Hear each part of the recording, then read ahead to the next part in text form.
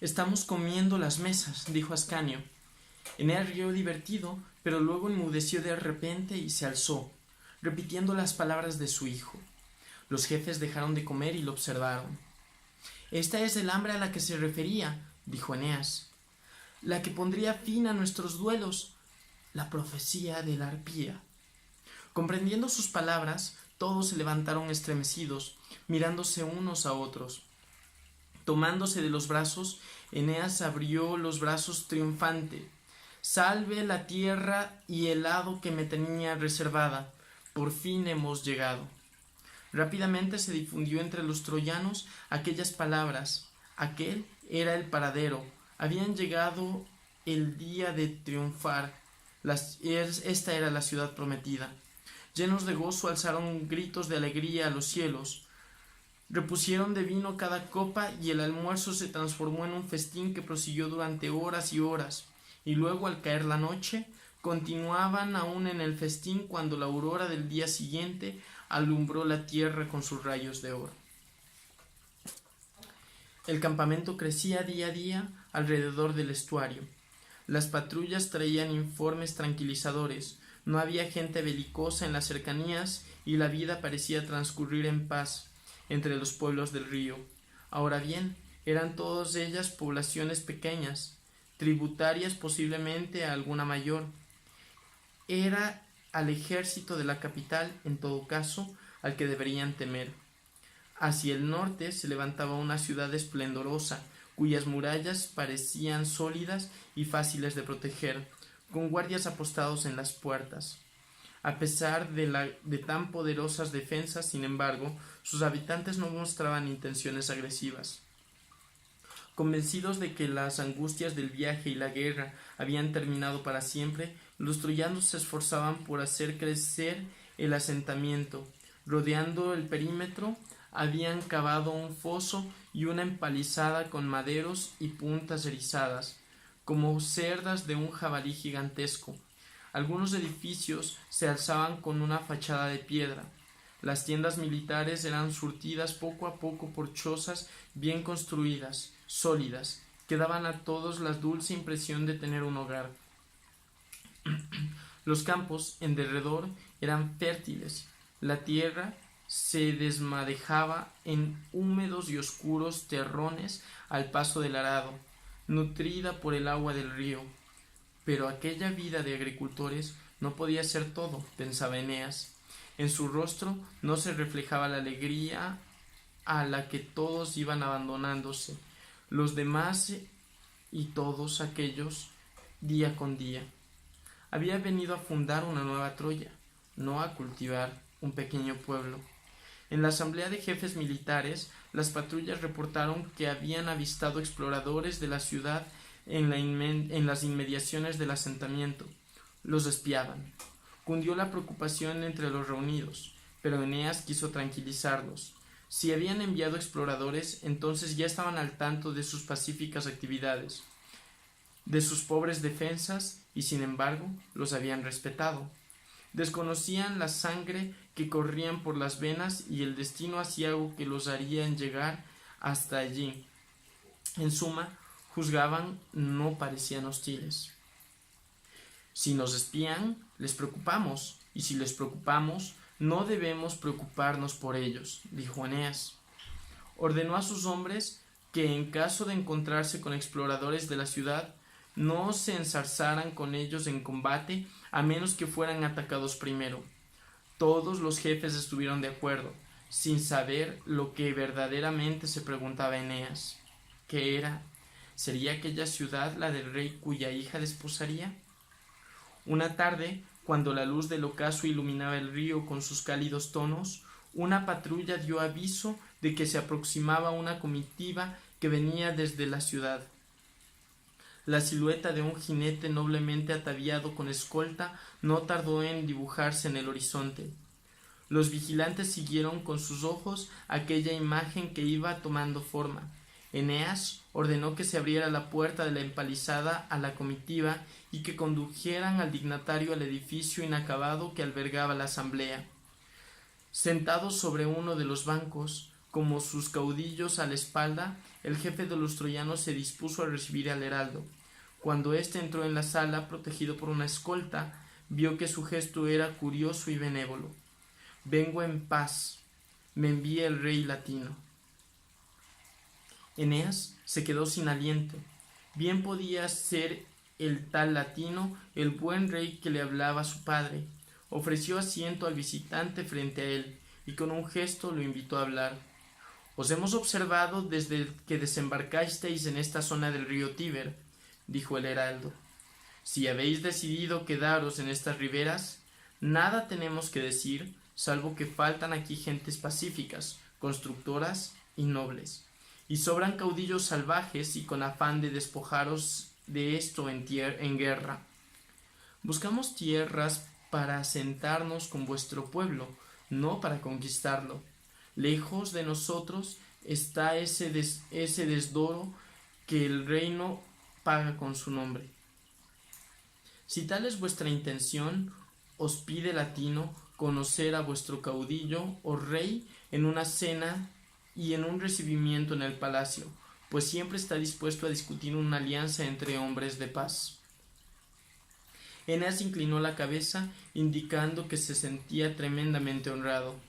«Pues puedes responder a tu rey que acudiré al palacio y escucharé cuanto tenga que decirme». Habiendo cumplido su misión, la comitiva regresó a la ciudad de inmediato. Mientras la veía alejarse por donde habían venido, desde la empalizada, Eneas observó que una nube grisácea oscurecía la serena luz de la tarde y proyectaba sus sombras sobre aquel río que el hombre del rey latino había llamado Tíber. El anciano rey latino estaba nervioso. La llegada de los extranjeros había revivido en su memoria viejos deseos y, sobre todo, el recuerdo de un augurio de los divinos que habían vaticinado hacía tiempo. El soberano de Lacio se sentía viejo y cansado, y a pesar del tiempo transcurrido, no podía deshacerse del triste recuerdo de su malogrado hijo varón. Su bellísima hija Livinia era la única heredera de muchos, y eran varios sus pretendientes por toda Italia, que esperaban con impaciencia el día que entregara su mano a alguno de ellos. Entre ellos descollaba el joven rey de los rútulos, de nombre Turno, cuyo buen linaje y guerrera disposición le favorecía. Amata, la esposa del rey latino, quería desposar a su hija con él. Tiempo hacía que lo deseaba como yerno y presionaba a su marido con este propósito. Sin embargo, Latino se resistía a todo tipo de excusas. Mientras sus sirvientes lo vestían en sus aposentos para recibir en su palacio al extranjero, el rey volvió a vivir el sueño que lo sacudió en un lejano día, cuando fue a consultar al oráculo de su padre. En aquel lugar, muy cerca de Ardea, fluía una fuente cuyas aguas transportaban los vapores del interior de la tierra. Recostado sobre el suelo, Latino escuchó la cavernosa voz de su padre. «No trates, hijo mío, de casar a Livina con un esposo latino. No confíes en el tálamo ya dispuesto por tu esposa. De lejos llegarán quienes han de ser tus hijos, cuya sangre habrá de elevar nuestra nobleza a los cielos. Verán sus descendientes girar bajo sus pies, sometido a toda la tierra bajo el sol de su yugo, y en su carrera desde que se levantan hasta que se hunde el océano». Aquel mensaje enigmático lo había atormentado durante años, enfrentándolo a soberanos poderosos que, al ver rechazados a sus hijos como pretendientes, creían que él lo movía la soberbia. Ahora, a la espera del extranjero, sus esperanzas y sus miedos se acumulaban sobre su cansancio. Conocía bien la naturaleza pendenciera de Turno, y también los resquemores que su esposa albergaba contra quienes venían de fuera. Sentado sobre su trono, aguardando, se preguntaba ansioso si serían aquellos recién llegados la respuesta al oráculo, el preludio de un futuro esplendoroso. Por otro lado, dudaba.